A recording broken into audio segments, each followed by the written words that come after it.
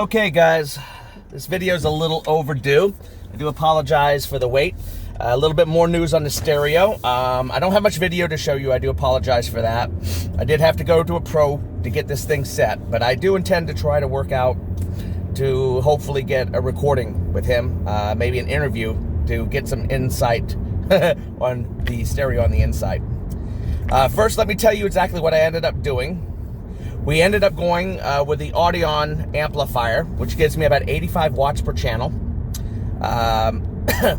All channels are active, which means everything, every channel in the car, well, the main channels themselves, are all time aligned from my seating position. So when you sit here, literally, the music hits both ears exactly. It's absolutely fantastic. It takes a little getting used to because you're used to having it a different way, but it's wonderful. Now, it was very pricey. Very pricey. First of all, it was a professional tune. Second of all, the amplifier was extremely expensive, so I do apologize for that. I wanted to get something a little less expensive, so when I try to get the interview with this gentleman to discuss this, we're going to try to get a better idea for some better system builds that'll work better for a lower budget. I mean, the final budget, at least for the amplifier install, was about $2,000. Yeah, that's crazy, but you got to remember this amplifier puts out a lot of power, 85 watts on 8 different channels. Not only is it 8 channels like that, but it also has a built-in digital sound processor in it, so you can totally change your wavelengths and you can do time alignment and everything. So it's essentially a pro kind of hookup setup. So I do apologize if I kind of jump back and forth while I'm driving here. I got the lady of the house in here and the Beagle and the Impasta Wawa in the back. Now, I already had the audio control subwoofer. I use the audio control subwoofer to push the subwoofer, obviously. Now, there are a few things that I learned about this system that you need to know. This is mostly for the touring, but it might go for you EX owners, so you might want to watch this. First things first, it took him 9 hours to tune this system, which is unbelievable. He said the biggest problem that he found is he had to learn something about the speakers. It turns out, at least in the touring, and I don't think this is going to be the same in the EX, but it could be possibly. In the touring, all the tweeters are set to out of phase. He doesn't believe this was a mistake by anybody. He believes this was typical, very possibly because the tweeters are different in the touring than they are in the EX models. He says many times when companies use titanium tweeters, they will do it out of phase, mostly to cut down on the brightness of the tweeters. So he had to figure all of that out, which was a real pain in the ass. Hold on a second, just gotta... so you need to know that about the tweeters.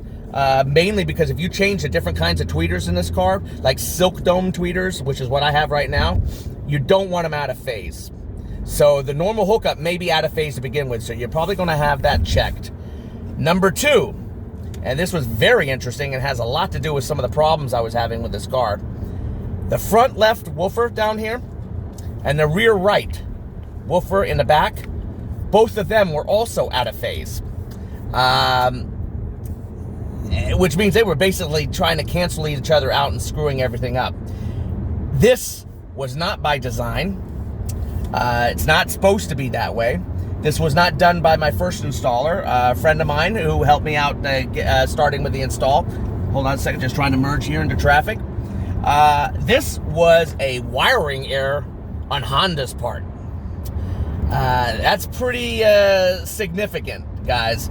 So when dealing with your speakers, it's highly recommended wherever you go, you find someone who can find out what the phase of your speakers are. And all of you already changed your speakers. It's very possible some of your speakers are out of phase and could be battling each other and messing up your sound. So, very important. Honda screwed up some of the hookups. Now, also something very important, he told me the metric connectors that they use, you need to double check them when you use them, make sure that they wired correctly, because he bumps into a lot of times where they're not wired correctly, that they're also backwards. It wasn't like that in this case, but that's something important for you to know. Now, how did the whole tuning go? We blew up the 8-inch subwoofer in the deck. Here, is what he discussed with me about 8-inch subwoofers, especially ones built into decks. What's originally on the inside touring, the subwoofer on the deck is very, the original one is more, it seems more like a radiator than a full-blown subwoofer. It's not very heavy. It doesn't push out a lot of bass or shaking. I wanted to keep the entire system locked into the car. From what I found out, one of the more expensive subwoofers that are out there, 8-inch subwoofers, is about $900. And that company, which makes this very expensive subwoofer, highly recommends not to put them on the decks of cars. Always put them in a box. And he recommends it as well. It was a rattle nightmare. And I was becoming very stubborn, trying to get it to quiet down. Now, this doesn't mean you guys can't figure it out yourself. I'm sure you can. But to be perfectly honest, I'm glad it's gone.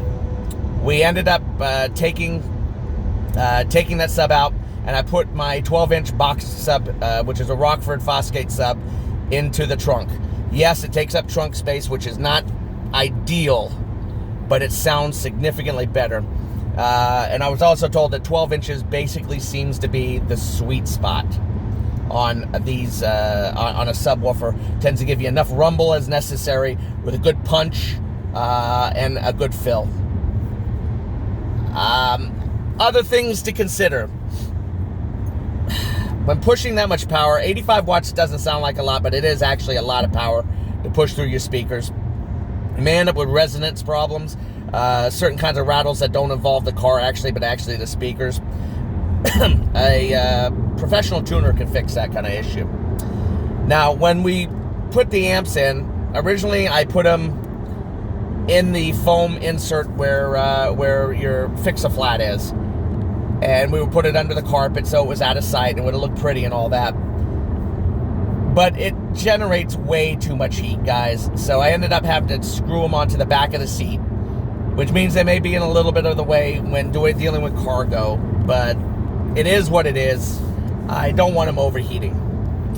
A few other things. I'm trying to remember. I'm sorry, I'm doing this all on the fly, and you know me. I'm very verbose.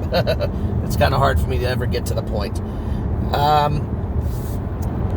The wiring became when I show you the video, and it's probably already shown you the video, you see that there's a big bundle of wires going into the Audion because it's 8 channels going into the Audion, and it is hard to hide it and put it underneath the carpet, so things look a little unkempt. I might talk to him about fixing it, but quite frankly, I really don't care. I'm not going to look at it. I really want the sound, and the sound is what really counts in this point. He did keep the center. It's not very loud. He was able to tone it better, so my GPS sounded better. Some sound is coming out of it, but he said it's hard to find a very good center speaker that will keep up well. And so he put a lot of it into the left and rights and spread a little into the center. Voices are fantastic now. So even though it's an 8-channel in, 9-channel out, the center wasn't deleted. It works perfectly fine. But it is much more muted. So, but you still got good staging. If you have it properly tuned, it's staged right in the center for me, or at least center where I stand, which would be right here. For everybody else, it's kind of over to the left for them. My friend, who did part of the install, once I put in a 12-inch sub, since I have so many different sources, there's a lot of bass problems. That's another thing. ANC has to be unplugged in the end. It's too much bass for the ANC to deal with. It's going to fight it. Your adaptive noise canceling has to be unhooked. So that's just the final say on it. I mean, some people can leave it on. It's not worth it. But with the sub, with the new 12-inch sub, obviously with all the different sources, I had some stuff that was too bassy, some stuff that didn't have enough bass. So I had a nice bass knob installed, and I'm going to show you that on the video and how it was beautifully installed, coming off my audio control. And that's pretty much where I'm at right now. I also want to show you my settings.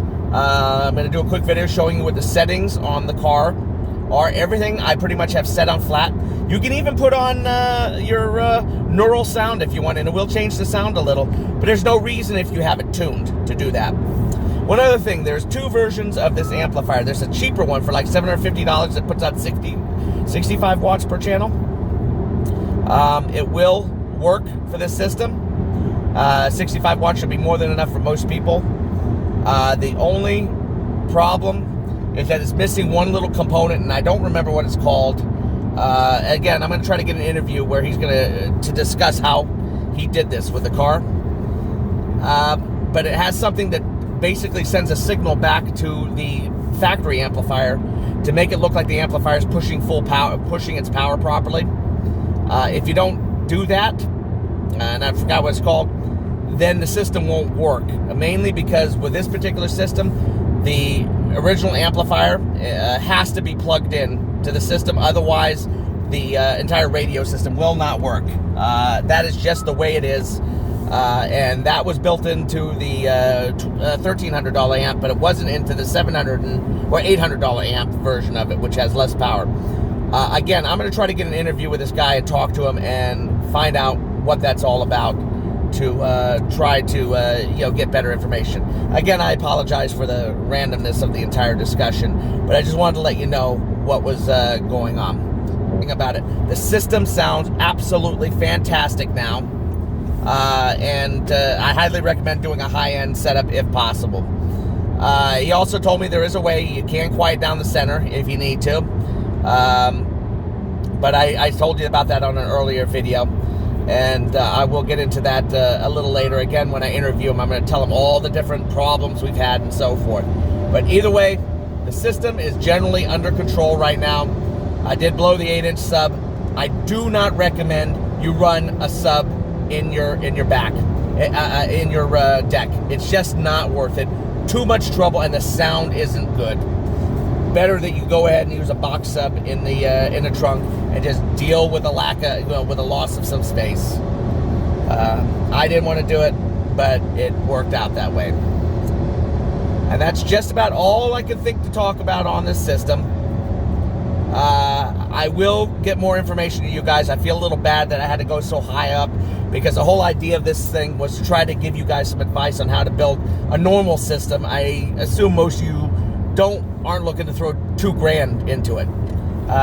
You can do it with multiple amplifiers if need be. Remember, you are dealing with a full 9 channels actually, but there is a way to work in the center, and if you have a DSP, you can spread the sounds into the left and right and just keep your center plugged the way it is, and you can run something to quiet it down, and that'll work just fine.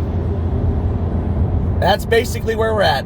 Another crappy video for me that's rambling like a moronic, I'm rambling like a moronic idiot. I'm half asleep. That's another problem. Just ate Dairy Queen. It was good, wasn't it? Very good. The Dairy Queen was good. So I'm heading on home right now after getting another retune because I was having some rattling problems. And that's it. So this is going to be Verdier out for now. And I'm going to try to get that interview with this guy at some point up to give you more information. If you guys got questions, send them to me, and I will try to get the questions answered. Take care for now. Bye-bye.